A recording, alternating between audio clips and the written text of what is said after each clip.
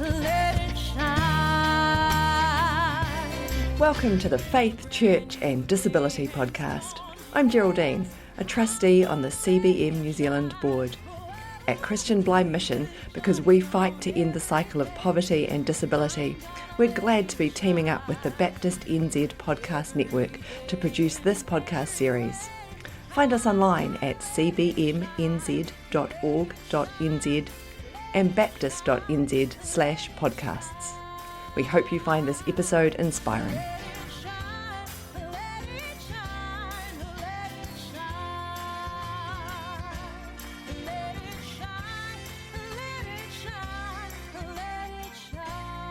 Hello, I'm Murray Sheard, CEO of CBM, Christian Blind Mission, and today I'm very glad to be able to chat to my friend Evan Clulee, who I've known for a number of years off and on, and have gotten to know a little bit better recently, and we'll come back to why. So welcome, Evan. Thank you. I'm just going to throw to you initially just to give us a little bit of your story. Well, first, kia ora. Thanks for the intro. So I'm living in Rangiora with my wife May. We've got a 14-year-old aging dog, but I think in terms of my story, I mean, I have a lived experience of disability. So I was born with spina bifida. Also want to jump in with. I valued growing up in a small rural town, and I think a big part of that is just feeling like I was a valued member of the town and fitted. And I think early on that shaped my self-perception, and disability perception wasn't a factor through my childhood. I just grew up thinking I was like everybody else. So yes, so I very much value that small rural town upbringing. That's pretty much me. I think I heard recently I tend to think of myself as middle-aged. I'm 51.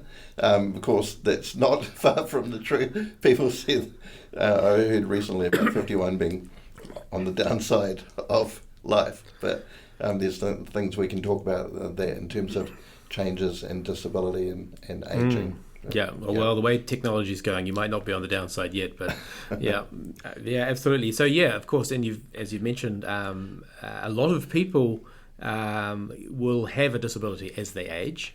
So people who not necessarily consider themselves disabled, it's going to be something that a lot of us will face. So really important to have this conversation.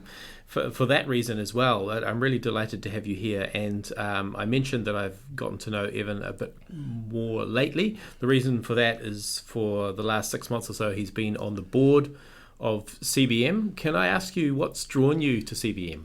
I mean, I think as a disabled person we've travelled. I've also we've been involved in development work directly with disabled people in the Philippines and other places, so we've seen how disabled people live and barriers and the like overseas. So it was just a natural fit in terms of my own lived experience and international experience, directly working alongside disabled people and having 20-30 years in the disability sector in various roles. So just love what CBM's doing and value the whole supporting people that are with a double disadvantage of poverty and disability. It's it's just a natural fit, and I think unique. I mean, obviously unique in terms of the development and charitable sector. When I travel with CBM, I definitely see that double disadvantage coming out. But here in New Zealand as well, there are plenty of challenges that people with disabilities face. In my discussions with some of my friends with disabilities, some of them have said that they spend quite a bit of time in their life just having a response to the conditions that they face from having a disability. So, and some of those barriers, some of the things that are that take up a lot of their time are probably unnecessary, needless barriers that the rest of us just haven't thought about and could perhaps remove. What kind of barriers do you face? I mean, I think I'd start by saying that we live in a society that's not generally set up for disabled people, and as a wheelchair user, that is there for me as well. So you spend a good part of your life battling through. You're coming across barriers on a daily basis, and so I think part of it is the battle. I find myself quite often in a battle mode or fight or flight. Is this an issue? This barrier that I'm encountering today, is this an issue where I'm going to push this? And more often than not, because of the number of barriers, you can't fight so many battles. But in just a general overshot, there's attitudinal barriers, structural barriers, there's discrimination between people who have had an acquired disability and people born with a disability. The Ministry of Health versus ACC supports that are higher. Lack of flexibility of supports. I could go on, but I think two of the things that I'd want to touch on is just attitudinal barriers that can change with education, and we'll get into that. I think that, and also structural barriers. There's some things with the built environment that is kind of frustrating. There's a lot of things that would be an easy fix, ramps, equal access to buildings, and I mean some of the things we see is just like you've mentioned, it's thoughtless. They might have thought part way about access, but not. A ramp up to the door, but there's other things that don't make it. I mean, one example, the hotel I'm staying at, it's I would consider it to be the most accessible hotel I've stayed in, and you always find things like in the bathroom in the shelf is way too high to reach. There's always. There's nothing, no perfect place. Yet. Yeah, sure. Yeah. And actually, just picking up on that, because we talked about that on the way in, and that hotel actually, it learnt from the last time you were here, right? So it is possible. It's just a matter of that aha moment going, oh, of course, I thought this was accessible, but I hadn't thought of that. Yeah. There's other thing, I mean, attitudinal barriers. I'm kind of getting a little bit tired of often out and about in Rangiora and 2 or 3K walks with my dog, and people drive past and have a good 2 or 3 second long stare. I've been concerned sometimes because people should be concentrating on driving cars rather than looking sideways at me and my dog. But I'm thinking, am I that unique that you need to be staring like that? And then what is my response to that? So there's changes that definitely we want to see. But Oh, yeah. There's a couple of things I want to pick up there. One of them, as you're describing facing barriers and the flight and fight mode and trying to figure out when, am I going to attack this one or not? It just sounds wearying, right? Yeah, totally. Yeah, it gets you down. You can get to a place of either anger or depression or both. And I think there's a real sense in terms of the health area and me with an increasing disability and increasing impairment. I seem to be spending a good percentage of time through the health system, and I really think I've got PTSD now from my anxiety levels will rise the day before I'm due at a hospital appointment because of all the things that have happened before and misunderstandings and not being valued and treated different. So, you have to decide, well, one, there's the mental space that you're in going into that, but then after it you're almost like thinking that there's going to be another incident or lack of respect or a number of things. It's like what do you do with that? But it gets to you because it's it is a daily thing. Whether you're fighting the system for ramps or people's attitudes, it's wearying. Yes, and our bodies do that, right? The body keeps the score of those difficult experiences, and then as you say, the anxiety is more likely to be closer to the surface next time. And then you mentioned walking the dog, people stopping, effectively thinking of you as a curiosity, right? I think so. Well, that's what it appears to me. I'd like to know what's happening in people's brain space when they do that, because I'm almost certain they don't do that for non-disabled people who are out and about. But I don't think I'm that different, or you know what I mean. I'm not a curiosity. So just what are you staring for? What are you staring at, mate? just carry on. Yeah. Okay. We'll come back a little bit later to the question of experience in church in particular, and being treated as a curiosity or someone that is in need of things like healing. We'll come back to that quick question as well. But I just wanted to lead into just your general experience of community life, and also I think church life. I think of, for me, for example, I worked in international development for 15 years before I joined CBM. And looking back, to my shame, when I think of the projects that we were working on, which were good projects in themselves, but the question of how can people with disabilities access this development project, which might be giving livelihoods and freedom and choice to lots of people, but actually the people that are most in need of that and most likely to be left behind probably are people with disabilities. And what were we doing about that? And it wasn't an active question. And now, of course, in CBM, I feel like that's obviously front and center of my thought and our organization's thought. But for your experience in the community, what are some of the things that you've had to face, maybe around public transport or accessibility?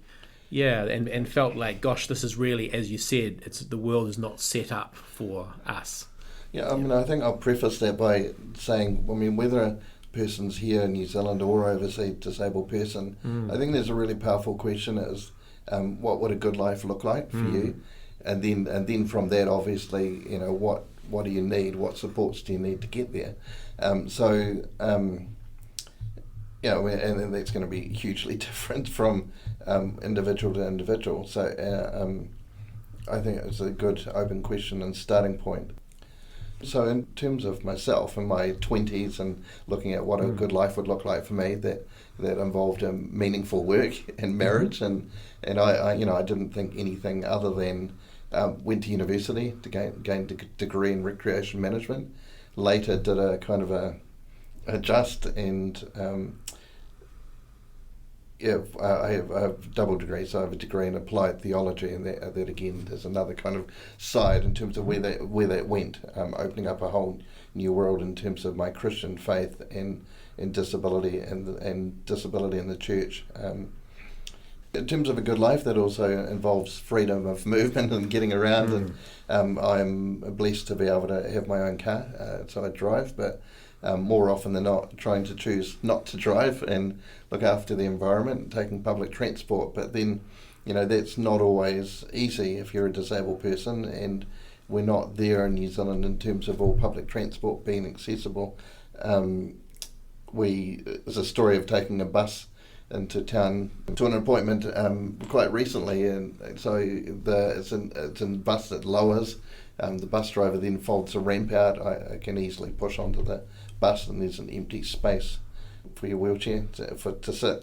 But at the other end of the trip, the bus driver got to the bus depot. We couldn't go any further. It's not a bus stop. Or he literally is. He can't. He's at the depot, so he stops. He didn't kneel the bus, and he looks at me and he goes, "Oh, do you need the ramp down?" I was kind of like, what in my mind going? Do I do the smart thing? Like, yeah, of course. Like, is he for real? But he was for real, and I said, yes, please. I definitely need the ramp, which made my like, where was that question coming from? Yeah. But I am also grateful for increasing opportunities like that. There's some things that'll be, with technology, and I'm looking forward to seeing that increase. There's a bit of talk in the moment about EV vehicles and not being accessible. There was talk on a disability forum once about EV charging stations being up a step. Right. And so if you're in a chair, you can't get to plug your... So there needs to be forethought into the future with that as well. Yeah. But I think a lot of us are reliant still on our private vehicles and funding for that. Also, stories of services not being brilliant. I've had Uber drivers pull out on me, and in my mind, when I know there's other people that have said that was definitely because they knew it was a wheelchair user and they didn't want to be picking up wheelchair users. So if I have to use a taxi, I'll use a normal, a big company. Right. So there's obviously a few shifts that need to happen there. Yes, but, okay, so which are attitudinal as well. But accessibility out and about, I'm actually blessed to live in Rangiora. It's all flat and wide paths, and compared to some hillier parts of the country, it's, getting around is fairly easy. Yep. Yeah. And how about church? Because I know there's often question marks about the accessibility of church, but then there's also practices and I guess attitudes and assumptions when someone with a disability comes in to church as well. And I've heard from a number of people of how they feel they're instantly a target for prayer, yes. for example, for Yeah. prayer for healing. How has that been for you and your friends? I mean, that's a big one. I mean, I think there's all sorts of things in terms of how not to do things or dumb things that happen in church, whether it's tokenism or disabled people being placed in a bunch up the front of the church, or, it comes back to kind of no choice or control. But the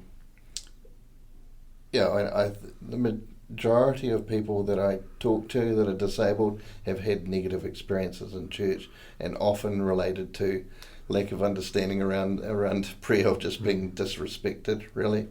Part of my story is that when my parents came to faith and went, the church, it was a time when the church, we call it the charismatic renewal, or whatever, people have more of knowledge of the Holy Spirit and gifts of the Spirit, including healing. So my parents started seeking healing for me. I was around 13, and we would go to pretty much every healing meeting in Dunedin. We went to a number of healing meetings in town, and I even had, but the most hurtful thing for me was people in my own church that I knew well, pastors and people that were friends, that were saying to me, just seeing me, I can recognise it now. At the time as a teenager, it just hurt and it felt different. I thought it was weird.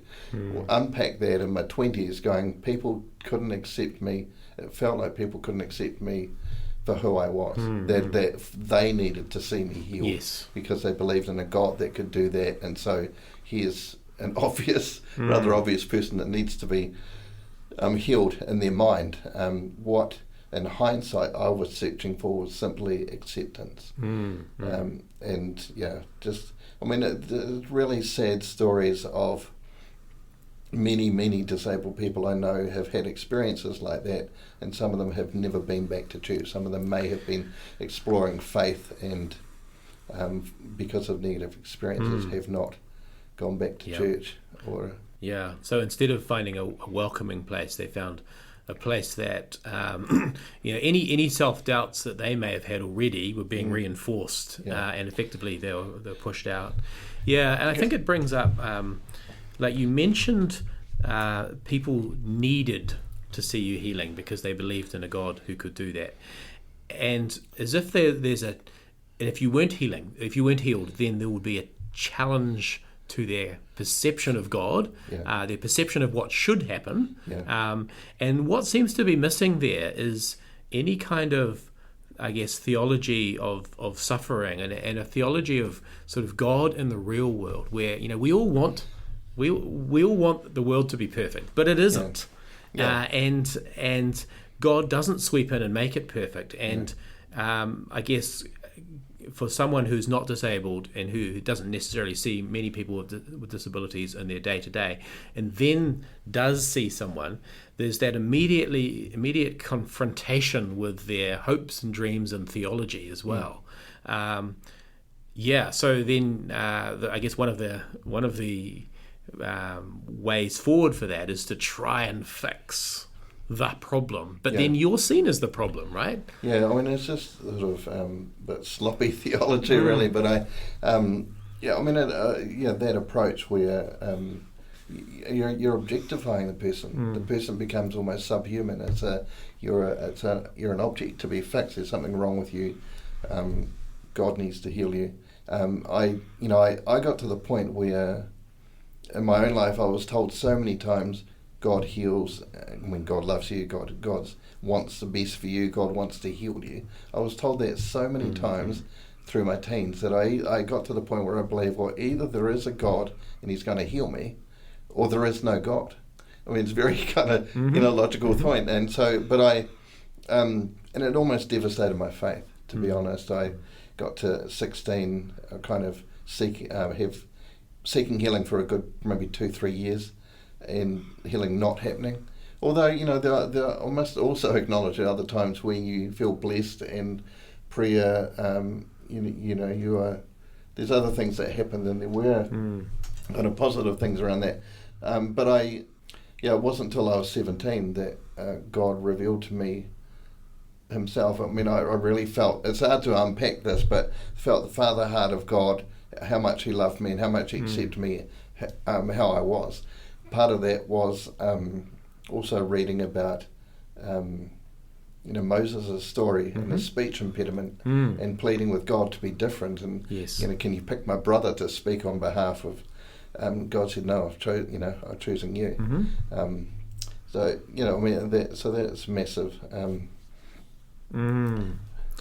But in terms of, I do want to see a church with a robust theology of suffering. We live in a world that's not as it should be. We live in a fallen world, and disability is part of that. Yes. And so the frustration of living in the now but not yet era. Exactly. People need to wrestle with that. I'm a little bit frustrated with the church in terms of wanting to see, again, the push or to drag people to a point of acceptance and just being better at walking alongside people in life and walking alongside people who are suffering. And there's also touch points here about increasing people with mental health issues and big areas. So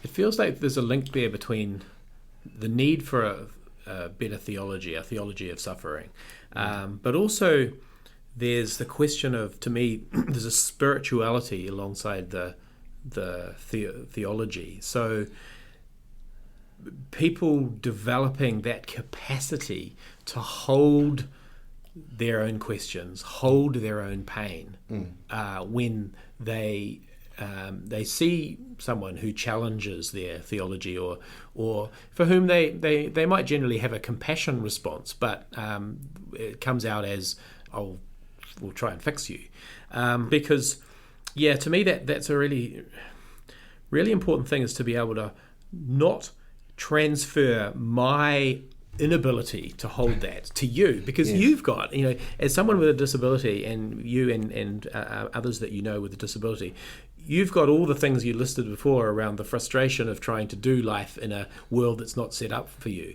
It's not your job to hold my pain. I've got to hold my pain, right? Other people have got to hold their pain, and that requires this growing expanse, space for God to help us hold that and grow our love and our ability to hold our own pain, because actually, of course, it's not just other people's pain. We all have our own pain as well. So that growing that space is, I think, important, not only for able-bodied people's understanding and interactions with people with disability, but also their interactions with themselves and how we accept ourselves. Yeah, no, I think there's a lot there, but I think it's right in terms of encouraging church members to hold your stuff, but also recognising that if you see a disabled person, often the church environment is a difficult space to us to be in, and you add to that 30 years experience, and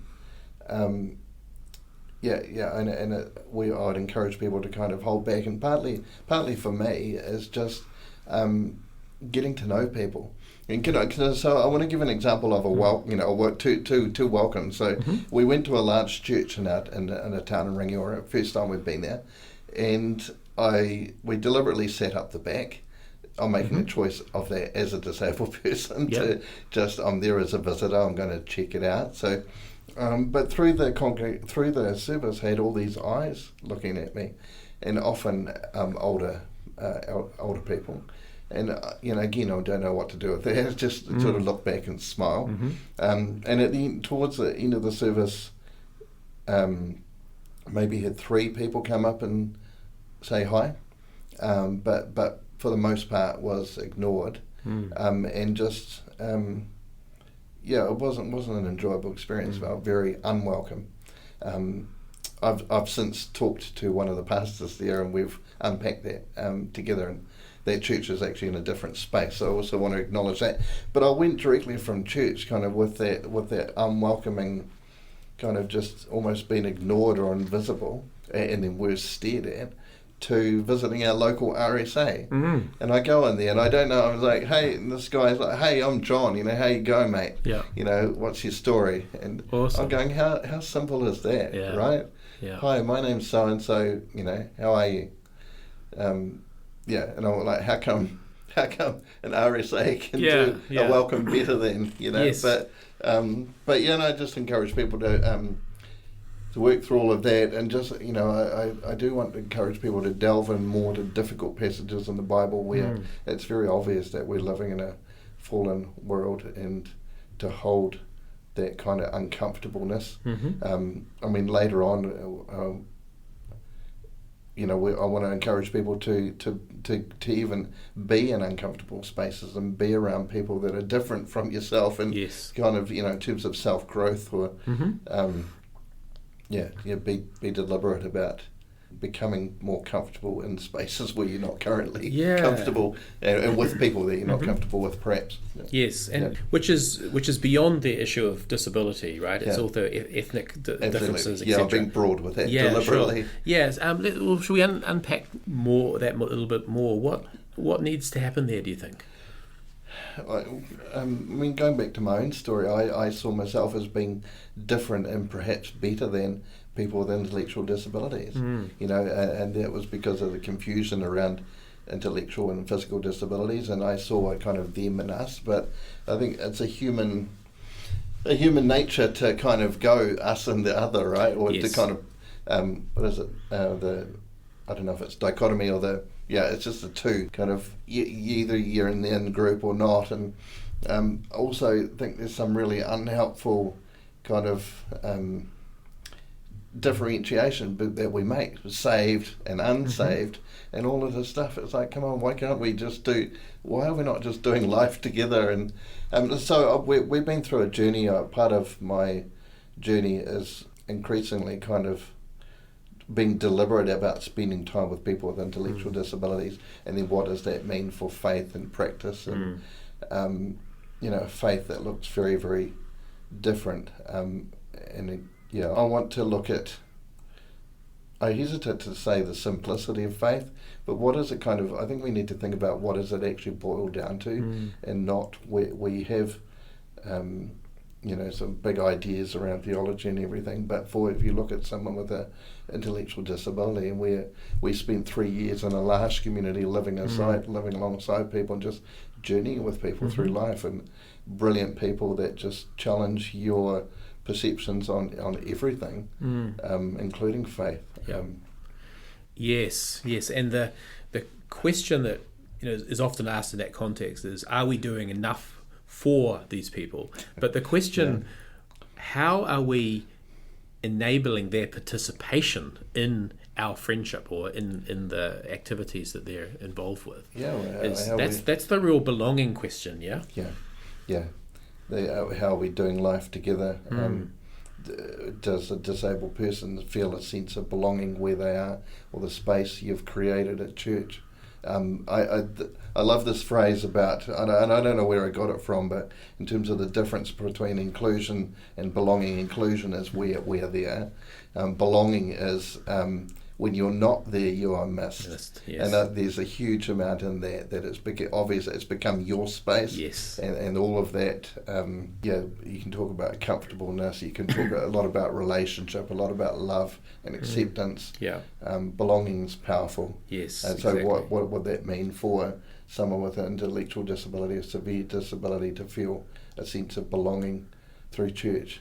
I also want to talk about, I want to make it clear, because I don't want to talk about Sunday morning from 10 to 12. Yes, of course. So we talk, all of church. So I remember other people's story, like Mark Grantham, and his story around just welcoming. Again, I want to talk about journeying through life together. So does that mean that are you inviting people around to your house? Are you really inviting people into your life? Are you really doing life together? Whether it's cell group or youth group or church camps, are disabled people part of that?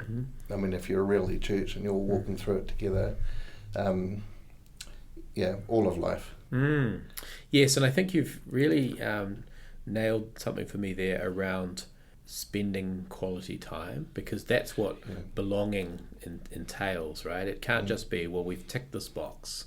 It's got to be about even in the busyness of everyone's life, to be able to say, well, actually, I will take the extra time it might take to engage with this person, and until they are able to feel like it's the most natural thing in the world to be part of this community. And so starting with making sure we have a ramp, but then moving through to making sure that the formal elements of church are inclusive, but then, as you say, all the informal and out of the service things that go on, so that everybody, if they're not there, is missed. I also think there's a point when I was in an Auckland church and I thought, we're there now. And so it was just one small thing that happened. And I'd been bouncing between two churches and considering jumping across to one. And so I was asked by quite a high-profile New Zealand sports person at a very, I will name the church. It was Community Christian Fellowship in Kelston. Felt very welcomed and very, just a brilliant church. So I was asked a question by the congregation member, something, so I wasn't actually part of that church. Hadn't sort of been integrated into all of the church at that point. But I was asked my opinion on a small matter of the church.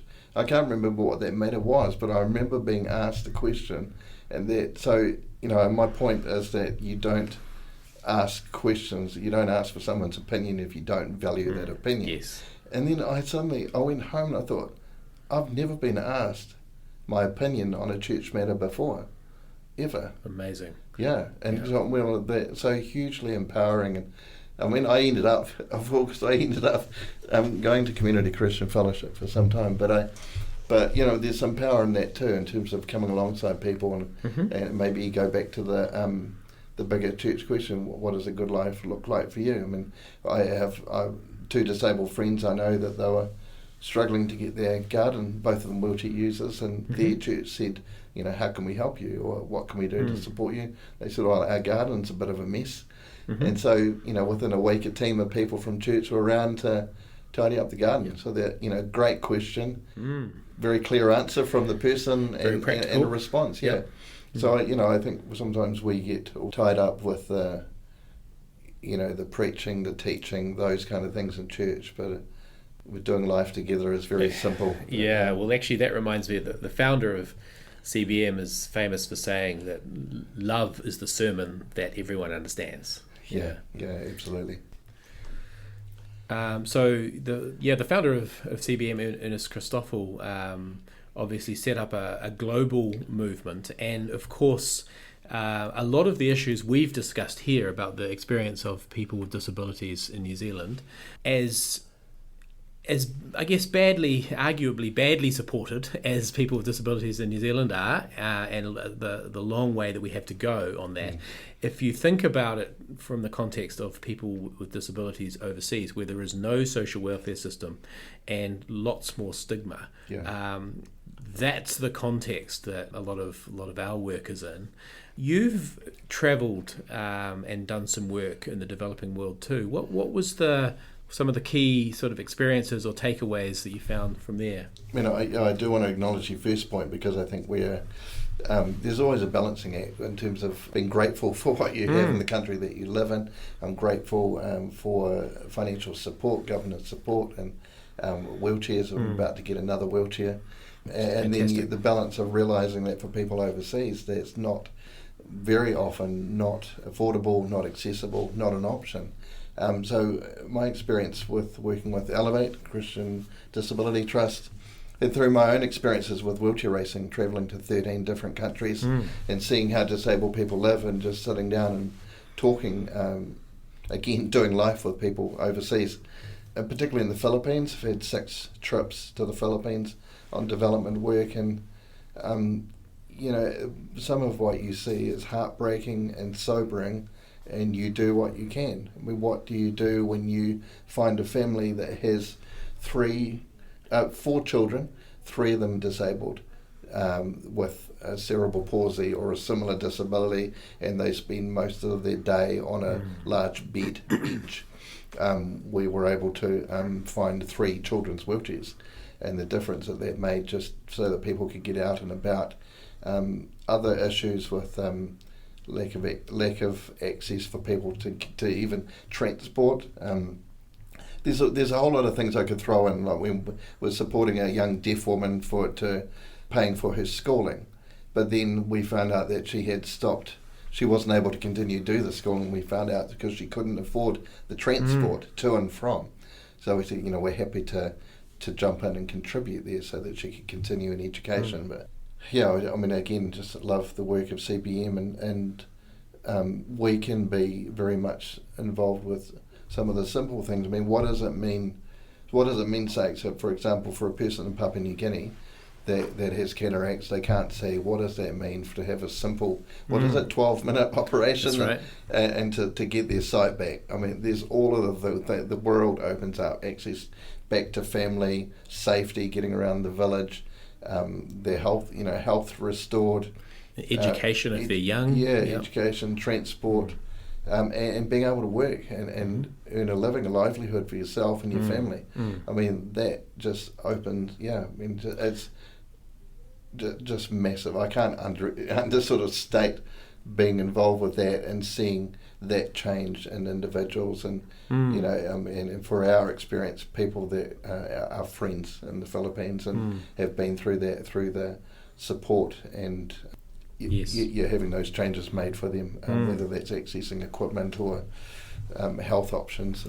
So it reminds me of a story from Indonesia of one young girl who wasn't had a mobility disability, and at their context, mainly she would just lie on the bed, which is terrible life. But she was also, her father was a teacher and often taught at home, and she just learnt a lot, and they ended up realizing that just because she had a mobility disability doesn't mean actually that she wasn't super sharp. And in the end, she ended up becoming a teacher in a school for people with disabilities.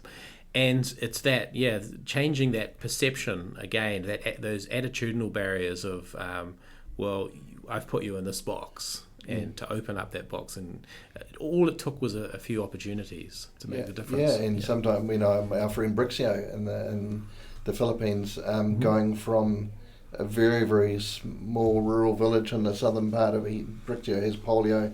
It was hard for him to get around, but being walked alongside through a number of access. I mean, Brixio has gone from childhood and poverty and lack of equipment and all of that to now as an adult he's one of the leaders in the disability rights movement in the Philippines. But it's taken people and supporting him, encouraging him, building him up to that place, and it's brilliant. That's great. So that brings me to a sort of link again back to New Zealand. So we in CBM are guided by the Convention on the Rights of People with Disabilities, and that's important here as well. And having that kind of convention means you can advocate for changes that we've signed up for. Yes. But what's still missing, do you think? It's a very broad question. I mean, I know too, because in the sector with the Accessibility Act being debated right now, I mean, I think that personally that act, and I mean, there's good in the movement and there's good initiatives. I think sometimes we lack the teeth or the legal teeth to kind of get things done. So what do you do when you identify a barrier? I mean, in New Zealand we have a Human Rights Act, anti-discrimination. You can't discriminate on the basis of disability. But the reality is right now that even working through barriers to try and remove them is hugely problematic. And a number of people in the sector don't think the Accessibility Act will change that. But I think on the positive side, with the Whaikaha, the Ministry of Disabled People, that's hugely positive, and a place where disabled people have a very strong voice and a lead in that and have choice and control on the process. So I'm optimistic, hugely optimistic, that it's going to lead to very, very good places, and we'll continue in New Zealand Aotearoa along our journey towards inclusiveness and sense of belonging for disabled people. Yes, and that's a very powerful point, and something that's important for us as well, is the question of making sure that those who are most affected are those whose voices are heard and are in the design process right from the get-go. Absolutely, yeah. Nothing about us without us. Yeah, and who's leading it? Where does the power lie? That's right. And I was recently with a Pacific Disability Forum conference, and they're moving more from nothing about us without us to nothing without us. Again, it's not just the issues that are facing us. We're involved in all of society, so include us in all of it, which I thought was a really positive move. Fatuma from Uganda was so sad, desperately lonely, bullied and left out, all because she was born with bilateral cataracts. Abandoned at birth by her parents, her grandmother Gertrude couldn't afford sight-saving cataract surgery. It doesn't have to be this way. For just $1 a day, you can give the miracle of sight. Call Christian Blind Mission 0800 77 2264 or visit cbmnz.org.nz.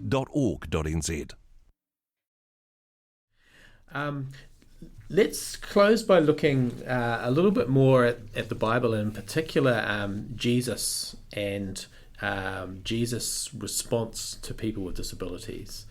There's obviously something about people with disabilities that Jesus stopped and listened in quite a powerful way. So there's something quite powerful going on there. What's been your engagement with the stories in the Bible? I think in terms of Jesus' journey, where you know that there's a lot of interaction, and some of it's problematic for disabled people. They're seeing Jesus, and a lot of the narratives is Jesus sees a disabled person, he heals the disabled person, life is good, and but so the putting that through a disability lens, I see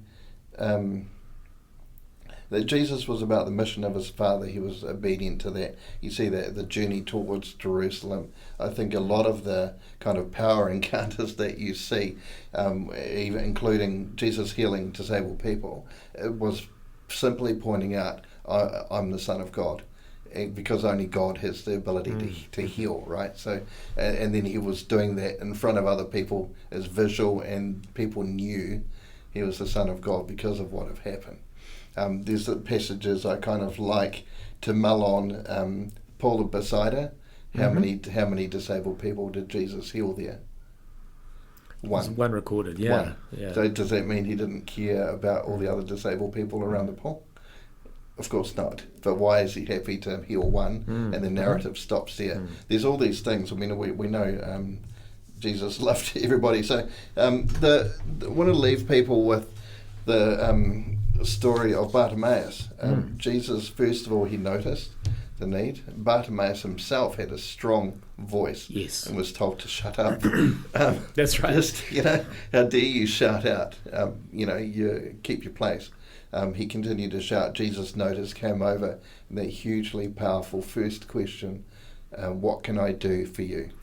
Exactly. Which seems like, on one hand, is it a no-brainer question? He wants to be healed, but actually he didn't make that assumption, right? Correct. Yeah. Imagine if he answers like, my grandmother's sick and can you heal? Can you? Yeah.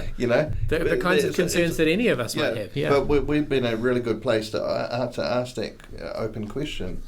So the power then, Jesus transferred power to Bartimaeus. It's totally in his. Well, not to, it is a relationship thing, but Bartimaeus asked an open question in response, and Jesus meets that response and meets the need. Yes. Also want to talk about, we touched on it in terms of international development, what does Bartimaeus' healing, what did that achieve for him. It means he's restored to family, restored to his community, restored to worship. He's now able to enter the temple. He was on the outskirts of society. He would have been able then to go back into the village and live centrally. But all of those things that were accomplished, we can accomplish in doing the work of Jesus here and now by removing some of those barriers that, giving people the freedom to be able to participate fully in society, and the support that people need to do that. And there's a couple of things also that stand out for me there. Was, like you said, Jesus asked him, but he didn't first of all ask someone else, what do you think that guy needs? Right? It wasn't, which is often, I think, the way, we'll just avoid the direct kind of maybe uncomfortable questions, and we'll just ask someone else. And actually, no, Jesus didn't care what the others thought. What do you need is the key question. He also sidelined the people who were trying to prevent him from getting to. That's right. It's kind of like, stand aside. I'm talking directly to Bartimaeus. He ignored the other strong voices in the room, but deliberate. It's him, an interaction with one individual. His total focus is on Bartimaeus and his response. That's right, and which is the next thing that it really stood out for me is that he didn't listen to those people, and they were trying to stop Bartimaeus, but eventually they were actually helping him. So one of the things that Jesus had done, it was to transform those around, transform the community, so that they were then becoming more part of the potential community that Bartimaeus would go back to. And I think that's, in many ways, that's what that creation of real community is what Jesus is asking of us as well. Absolutely. And we see that too in the healing of, the raising from the dead of the widow's son, her only means of support. So Jesus raises, what does that mean for, but that's restoring that family, and then the community and relationships. And that leads us, I think, to the final thing we could talk about is just we've mentioned some barriers in church, but you've also had some good experiences in church. Tell us a story about that. So I wanted to finish on a positive and highlight one church, Titiringi Baptist Church, that for me, when I first shifted to Auckland as a young single person, was very, very welcoming. And three stories around that, because I was integrated into a cell group that was huge in terms of forming relationships and friendships. Charles Hewlett is well known. Charles and Joanne welcomed me into their home group, and also some simple things. That one congregation member noticed that I would find it difficult to. He said, he came over. He said, I don't know what to do with this. He said, I've seen it hard for you to go and get your coffee, and then he said you have to leave a conversation and you can't carry your coffee back to all the friends that you were talking with. Right. And I said, he said, how do you have your coffee, and can I bring it to you? He said, I won't interrupt your conversation. I'll just make your coffee. And I thought, how brilliant is that? Because otherwise I'm sitting there. I mean, if you're in a chair, you've got a coffee in one hand, you can't go anywhere. And so it breaks sort of relationship and conversation. So that was a very, very simple thing. Very perceptive of that person, Yeah. And one of the first times I was there, a remarkable thing happened. Hudson Dean, a congregation member, invited me to his house for lunch. And we got to his house, and there was about 20 steps at the front door. And he goes, I didn't think this through very much, did I? He goes, never mind. He said, are you happy with being lifted up the stairs? If we can do that safely and get some people around here, we really want to have you for lunch, and we can still make it happen. Are you happy with that? I said, yeah, I'm fine. So he got on the phone and got a few more people around and lifted me up the stairs, and we had lunch and formed, again, it was about relationship building, but the love and acceptance I felt, and being very different from other people's experiences was huge. Simple thing, right? And also then being asked that question, not absolutely. Just because then, I might well have been very uncomfortable with being lifted up the stairs, but I wasn't going to miss the opportunity to. Kudos to Titiringi Baptist Church. Very, very grateful for. In fact, we've still got many friends. We've been away from Auckland for some time now, but keep in touch with a number of friends and friends at Titirangi Baptist Church are very much part of that. So, Yeah. Oh, look, thanks, Evan, so much. We've covered a lot of ground of things that are dear to my heart and dear to CBM's mission, and I know are things obviously that are very, very close to your heart and your experience, and not just for yourself, but for so many of your friends. So I'm really glad that we can tell your story. Big ups for you for coming in, and I really appreciate the conversation. Oh, thank you for this opportunity. I know, it's a big topic, and we could go in a whole lot of different areas. I know today we've some touch points, but hopefully we've left people with a few things to think about, and where people can go in terms of building relationships, friendships with disabled people, and if it's church, for it being a welcome and place of belonging for everybody. Brilliant, Evan. Thank you. Thank you.